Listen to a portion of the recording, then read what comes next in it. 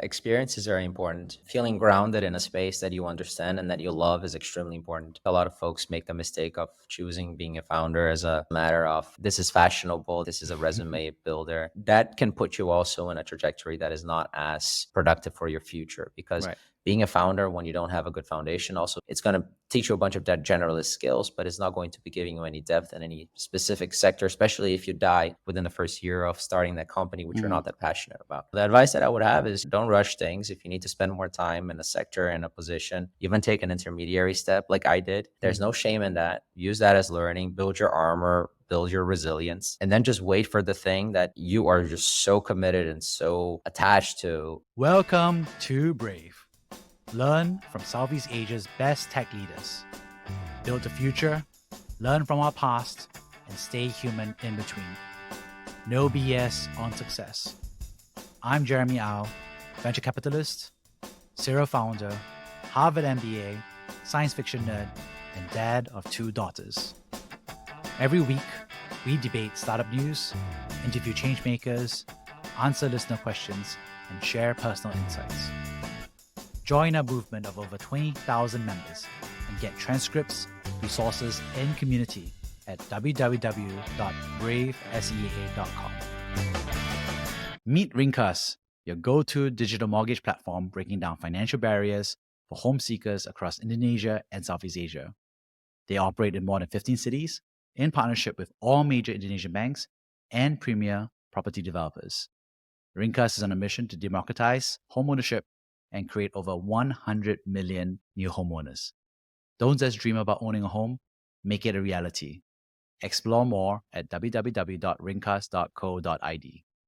Hey Yann, really excited to have you on the show. You're a founder. You too also have some experience with the AB InBev slash beer industry. You've been a techie at Circles Life, and now you're a founder. Really looking to build out Indonesia's supply chain. Really exciting to have you on the show. Thanks, Jeremy. Really great to be here. Super excited. So could you introduce yourself real quick? Yeah, sure. I'm originally from Brazil. Well, actually Brazilian Belgian, but Brazilian sounds cooler. So I usually go with that. I've kind of been a world citizen since forever. I've never really lived in the same place for more than 2-3 years. So ever since I was super young, I kept moving around between Brazil, Belgium, Germany, hence the accent. So, I've been very global. I ended up going to university in the UK, had a brief stint working in finance in the UK after my university. But then again, just kept true to my roots and continued moving around. I can point to one thing that really defines me and really defines my roots, my DNA. We have about 400 years of supply chain and distribution in the family. And as we'll talk about it a little bit later, that shaped everything that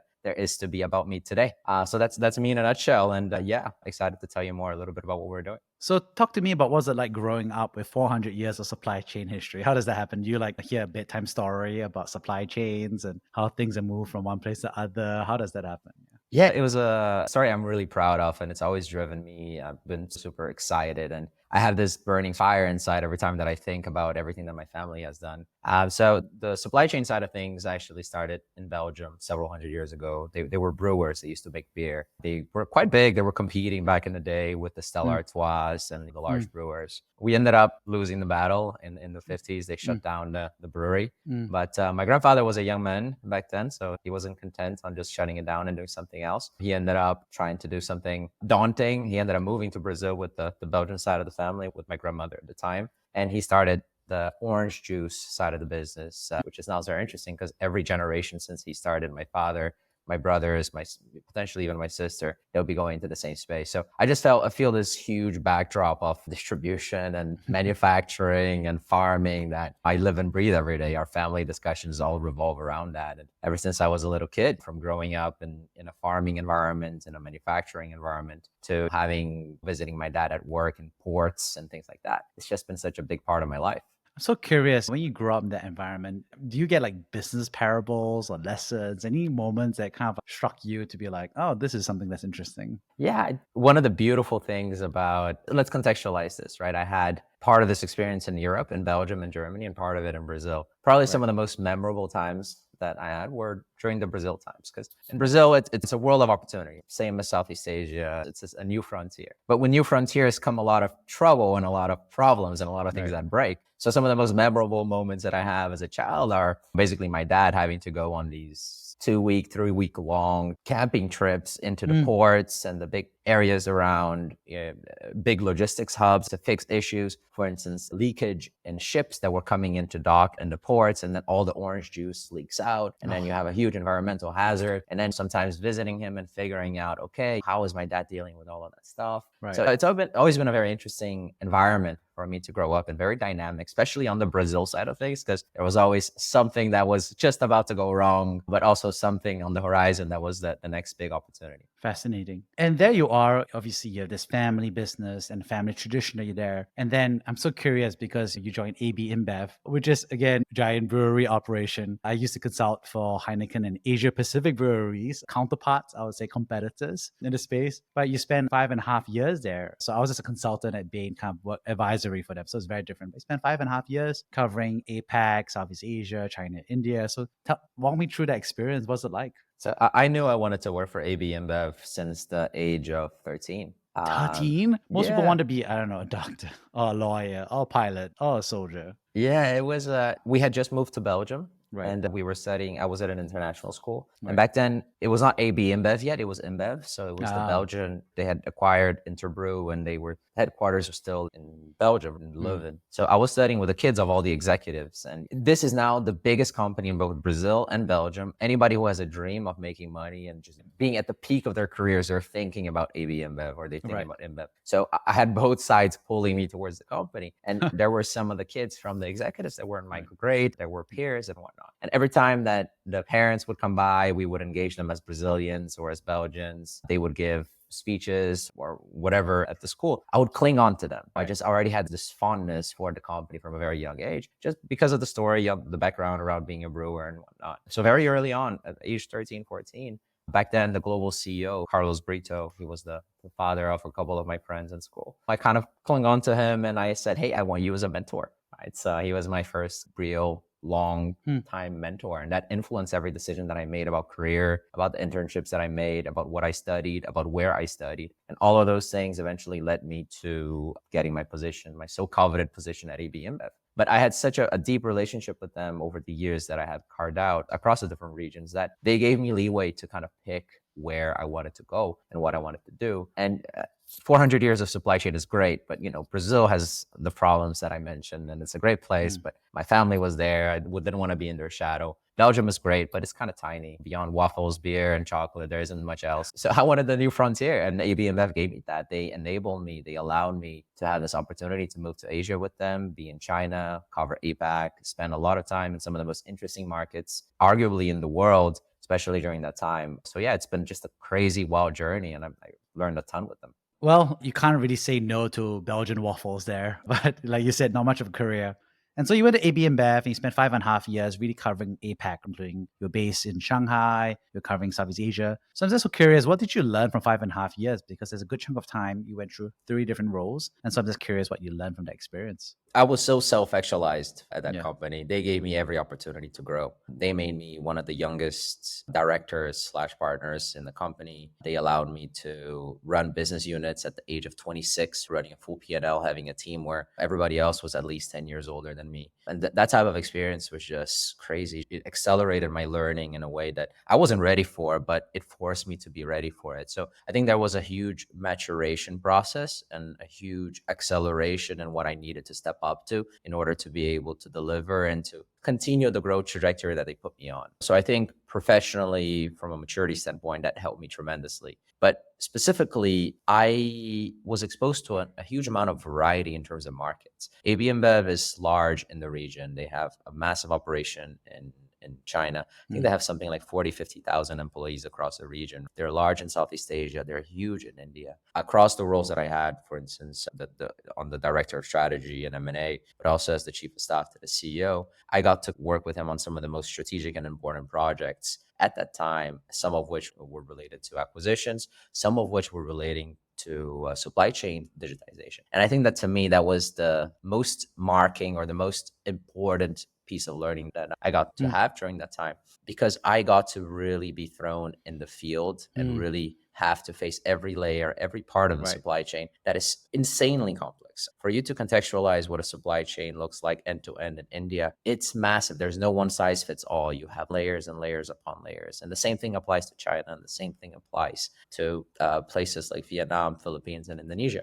So having to understand the nuances, the cultural components, having to understand what drives the various forces within the supply chain for a company to be able to really succeed in that space, I think for me was the most transformative experience and learning that I've had. And it's something that I carry with me to this day. It's what drives me to do what I do today. So I would put that at the very top as the biggest learning. And if I could perhaps go with an anecdote or story, I was not very fond of management by whiteboarding.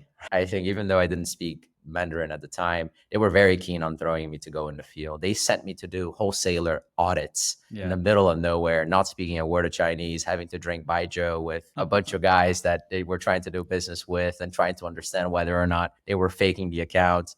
So really that exposure and that brutal kind of nowhere to hide feeling that I always had being on the field, but then also having to figure out a way around, for me, was one of the best schools of life that I could have hoped for. So what's interesting is that there you are and you're doing this for 5.5 years. And I totally get it. I've been a consultant. So I have done 3 months of bouncing around the jungle, nowhere as much as you did. I was in Thailand and Hainan in China. And so seeing some of that stuff. But what's interesting is that you then chose to move towards technology. So you joined Circles Life and eventually became a founder. So walk me through that process. Why did you decide to strike out? My runway with AB InBev was very well carved out. So my pathway to leadership, to having a fantastic career with them, there was absolutely nothing wrong with the company. But I came to the realization that in a big corporate with 300,000 people globally, sometimes you're not as in control of your career as you think you might be. Right. And I've always wanted to be at the driver's seat, and I always wanted to be in charge of my learning. And I felt that for the first time in my life, I wasn't anymore. I was now entering phase of where politics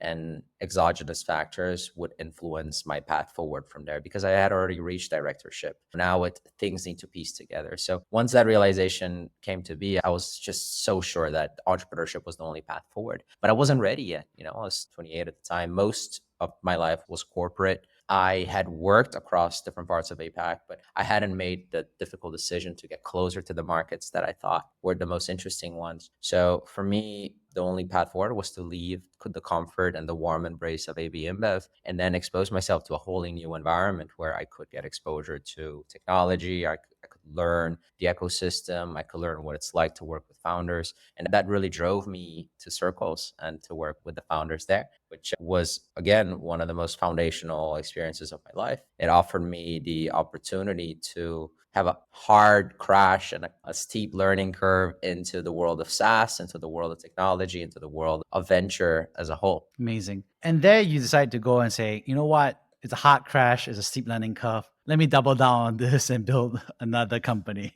Yeah. Walk me through that. You're like, you know what? I love punishment, so I'm a sucker for more. Let me just become a founder. I think one of the most pronounced characteristics that people observe in me over time is I like the hard crashing. I like to be in a situation where I know it's going to be such a foreign environment to me and there's a risk of failure, but I overcome that risk of failure. And that is then what creates an exponential opportunity. So even at Circles, even though it was such a foreign environment and it was such a difficult sector to grasp, and that not just to learn about SaaS, but to learn about telco and to learn about Singapore and then to relocate my family here and all of those things. Within a year, I felt like I was on a tear because the learning that I was able to have in that 1 year superseded anything that I could have ever expected. The projects I worked on, the breadth of and the scope that I was touching was really far beyond what I could have imagined. And it's almost counterintuitive. It is that breadth and it is that momentum which made me feel ready again for the next hard crash, which is what happens when you become a founder, which is you go into the complete unknown and there are no guardrails, there is nothing, and then it's just you against the world. It was part of my maturation process to be able to do it. And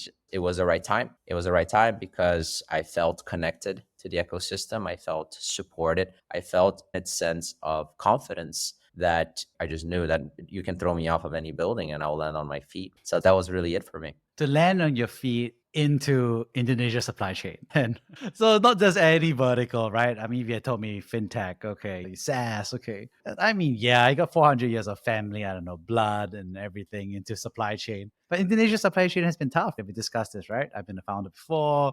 We were going through the mechanics, we're going through the landscape. So how did you say, you know what, I want to build Indonesia supply chain, I want to work a middleman, I want to build Basket? Yeah. The move to Singapore was very intentional. It was always a stepping stone into just adding another Bayesian filter for me to then be able to make that next decision in a better way. I wasn't ready to skip ahead 3 steps. I needed that intermediary step. So for me, I always had it very clearly in my mind that I was going to do something either in the Philippines, in Vietnam, or in Indonesia, which are 3 markets that I worked in before. And I saw a tremendous opportunity within supply chains just by virtue of how fragmented and how complex they are. And then I think I had already decided on what I was going to do. As I mentioned to you, when I was working at AB InBev, when I was doing the supply chain digitization work, and I came across various frustrations and things that I knew were fundamentally broken across markets, China, India, Southeast Asia, very similar components that were broken and were not being addressed. I already had it very clearly what the backbone of the company that I wanted to build was going to be doing, which is the strengthening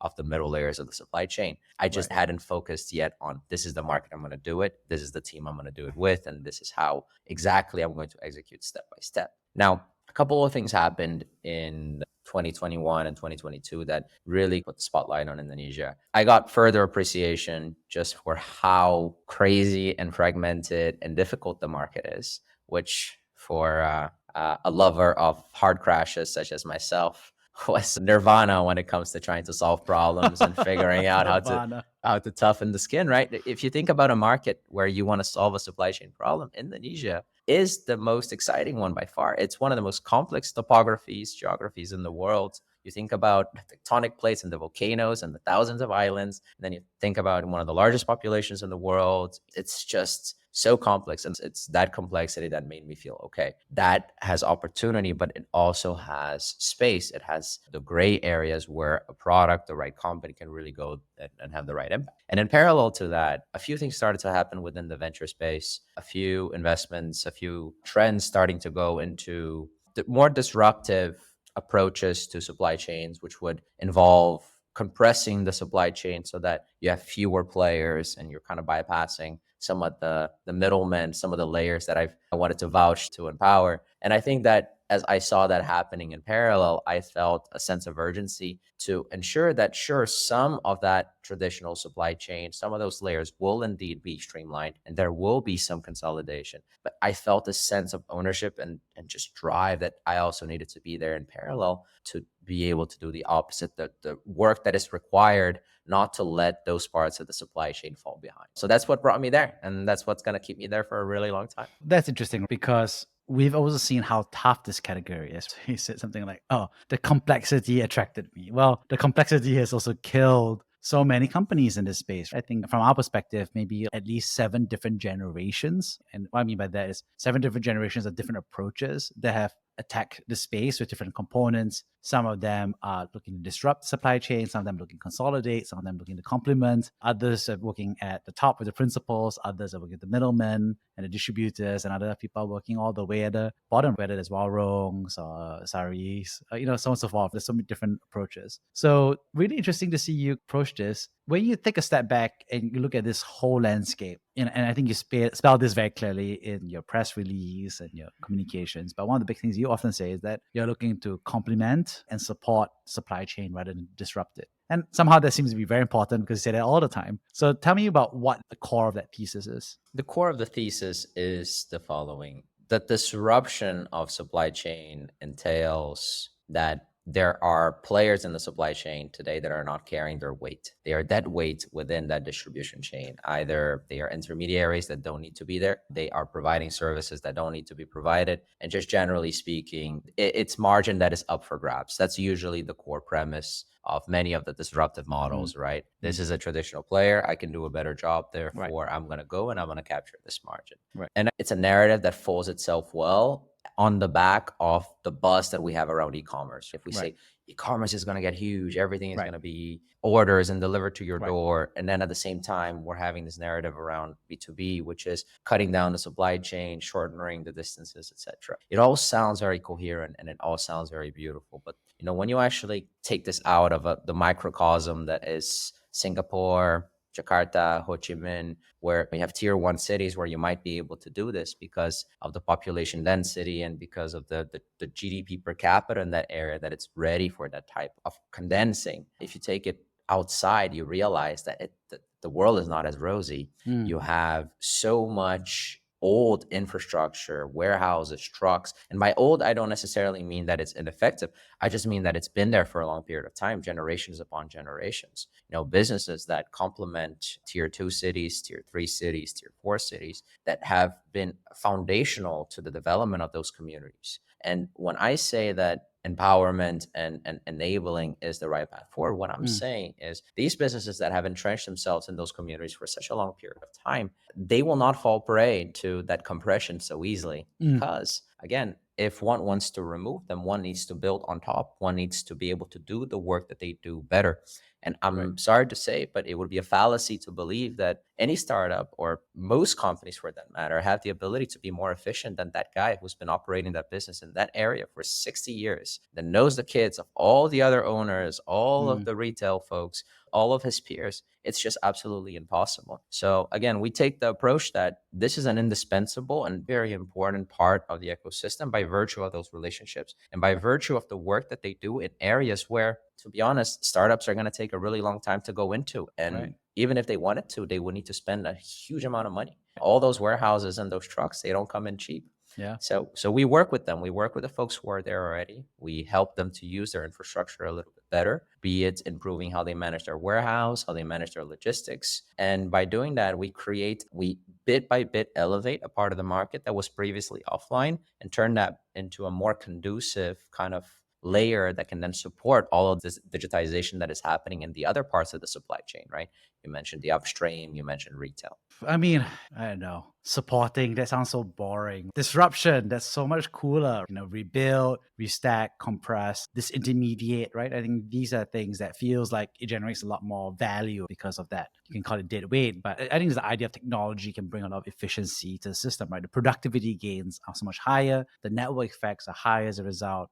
Why do people get it wrong, or what are people missing in the judgment? Because nobody's dumb, right? And nobody's lazy, right? Everybody's hardworking. Everybody's working their ass off. Everybody's smart. Everyone's kind of like aggressive and trying to figure stuff out. So what's the kind of, you think, blind spots, or what are the frameworks that's causing people to assess this differently from your perspective? I think the majority of people or companies who go into this space, they don't survive long enough to be able to have a medium to long-term adaptation. They go in this with promises of a massive TAM, a massive amount of funding, this promise that the model of disruption is going to take hold.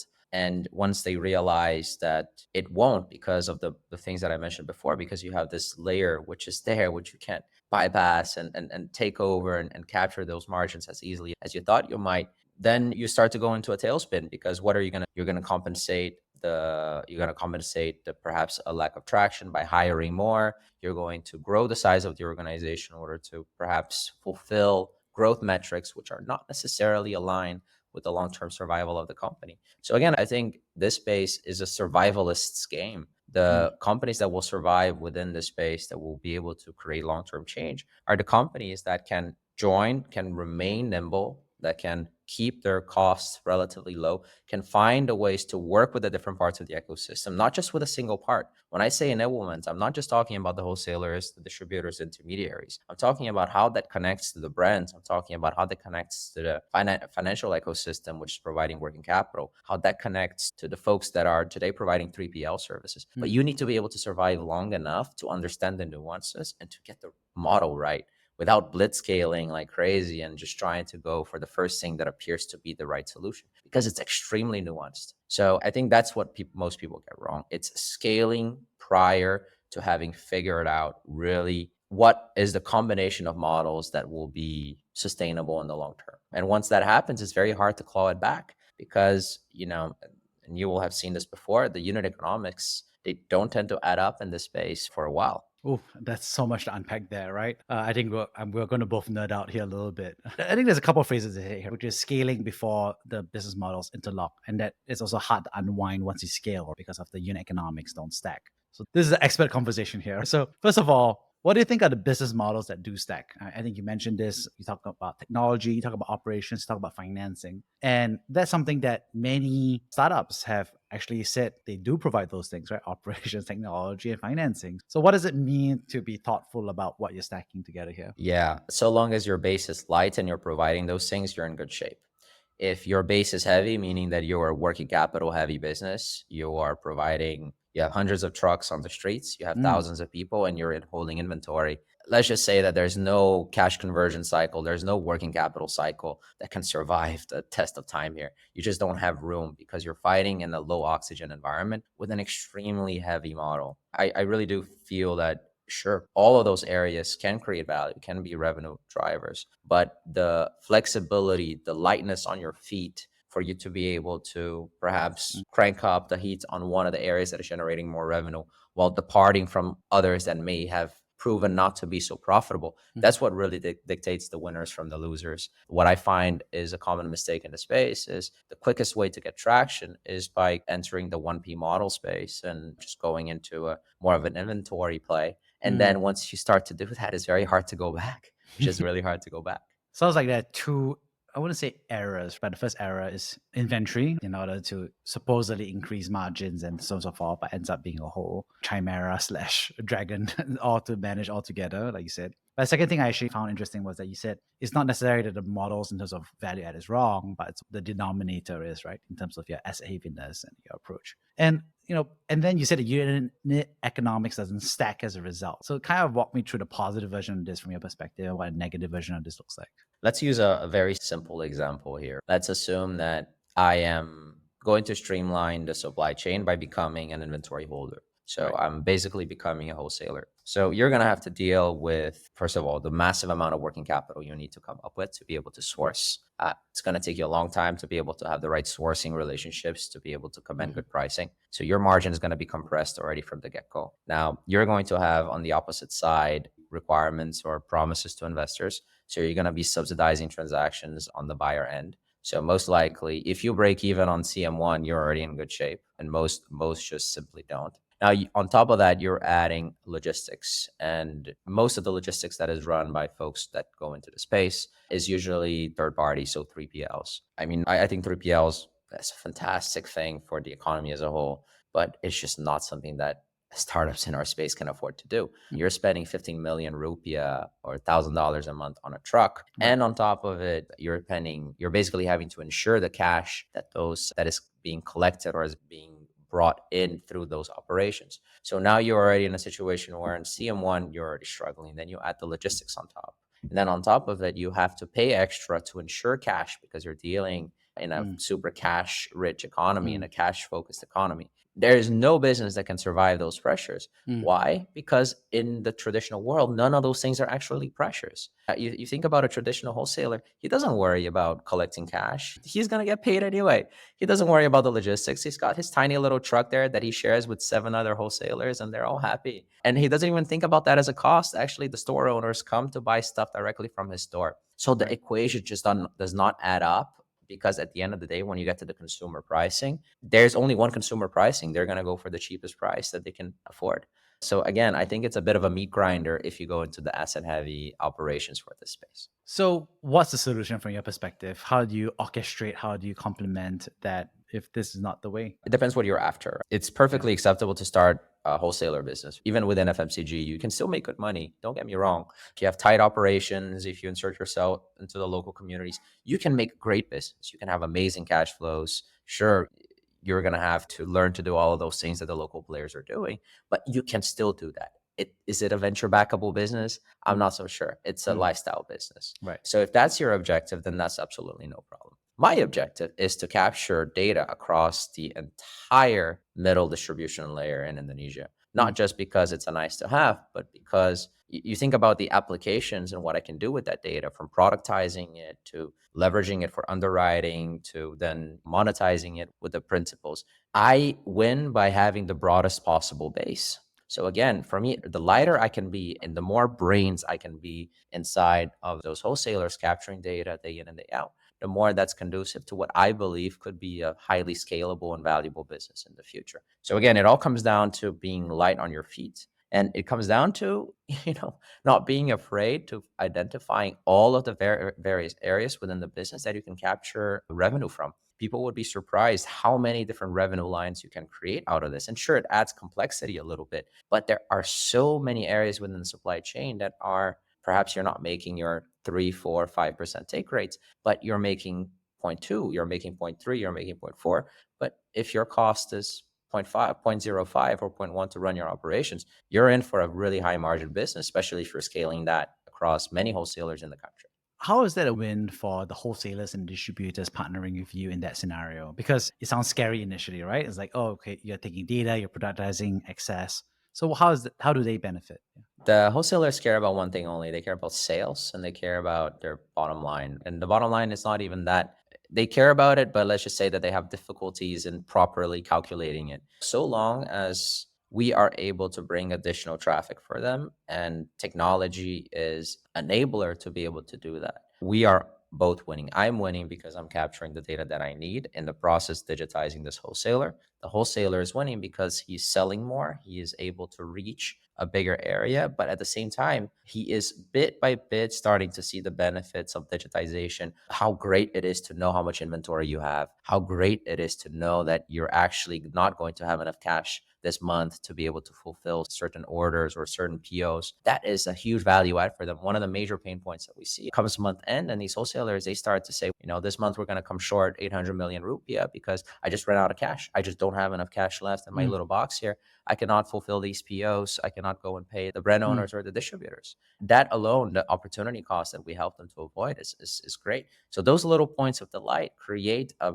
sense of trust and a sense of, hey, we're in this together. If you win, I win. And that is really hard to move away from. So that's why our customers don't churn very much. And once we start to go deeper and we start to go into other areas of adding value, like helping them to actually, for the first time, obtain capital from outside, because we are now their advocates and saying, this is a good business. Mr. Bank, you should look at this business seriously. Here's the data. Here's how you should be thinking about it. And being able to do that for the first time, that's a whole new world we open for that wholesaler. Similarly, when we get that wholesaler to be plugged in directly to the brand owner who wants to say, hey, I want to sell my product X in this region, and this wholesaler is almost acting as a sub distributor now with direct brand investments, that is a big deal for that wholesaler, because again, in the hierarchy of supply chains, the wholesaler is below the distributor, that he always wants the brand investments, he always wants to be more connected with the brands, but the distributors are the ones that are the gatekeepers there. So again, I think there are many ways that we add value and we can win together, and the more we do this, the more we monetize. Right.